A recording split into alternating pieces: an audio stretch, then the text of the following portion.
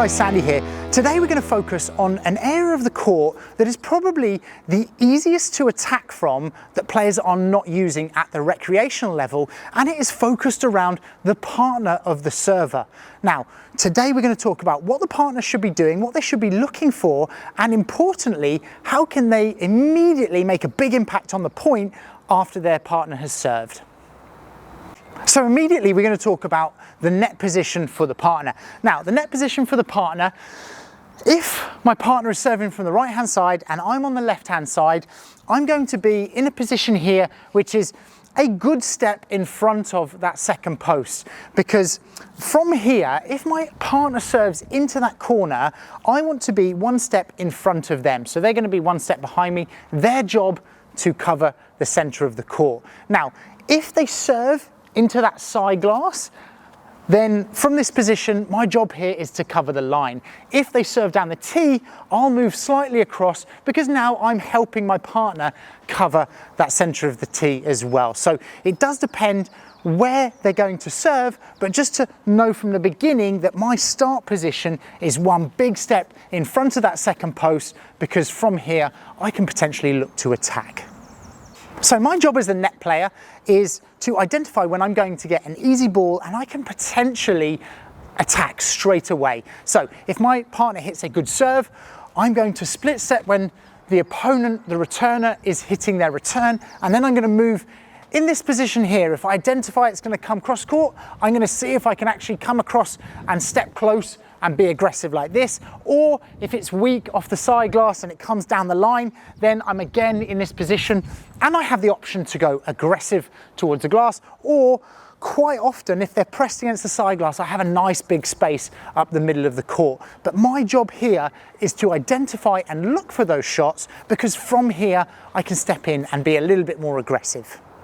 So the next question is, how do I know that I'm going to get an easy ball? Well, part of this can be decided before the player has even served. If I know that my partner has a really good attacking slice serve and it's going to go against the glass 9 times out of 10, then I know that I could potentially have a weak reply and therefore attack.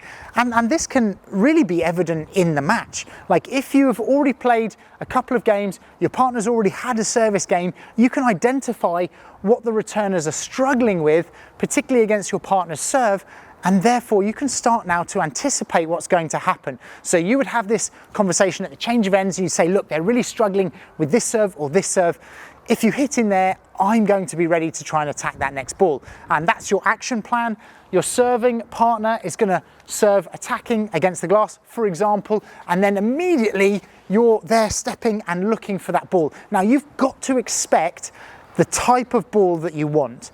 And the reason I'm saying that is because far too often players are like, yeah, my partner has a good serve, and I stand here and the person serves a really good serve, there's a weak floating reply, and the person at net is just standing and watching.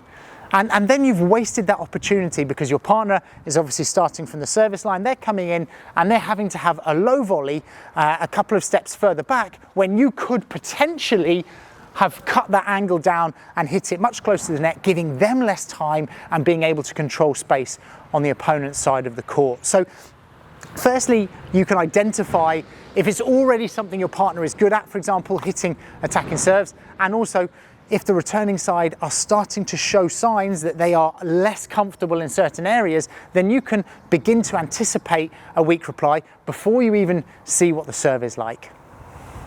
And then once you've seen what the serve is like and you're already anticipating, you can split step and immediately come forward to try and attack that next ball. As soon as you see that they're slightly off balance or they're uncomfortable, it's too close to their body, you know that you're not going to get a really good return, and you can look to step in.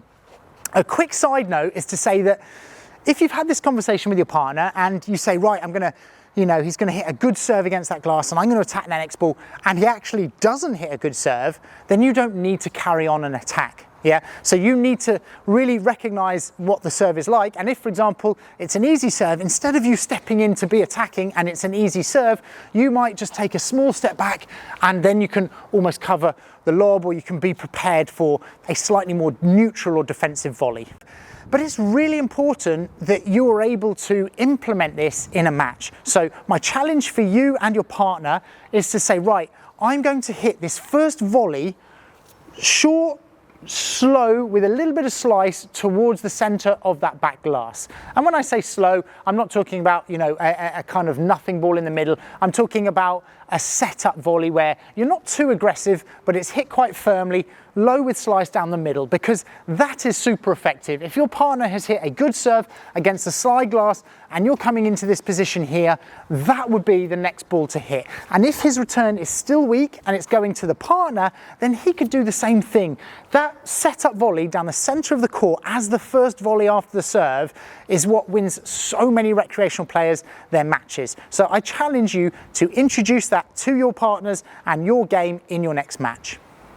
So a really big part of this, and probably the most important thing about this partner of the serve position and understanding and anticipating what's going to happen, is making sure that you expect the ball. I can't say this enough. This is a really important area for both volleyers, not just the server's partner and not just on that first one, is expect that ball to come to you. If you were expecting the ball that you're looking for, then when it does come, you're going to be ready to do that. And if the ball goes to your partner, well, you haven't wasted anything. You've expected it, but it's gone to your partner. And when your partner hits, make sure that you're still like this to expect the next one. Expect every single ball to come to you, and there will never be a situation where you're just not ready for it. So for the next video in our course, we're going to talk about the best ways to practice that serve. So I'll put the link down in the description for the course if you want to check that out. And on this video, I'm going to talk about how you can move faster at net and be prepared for every ball.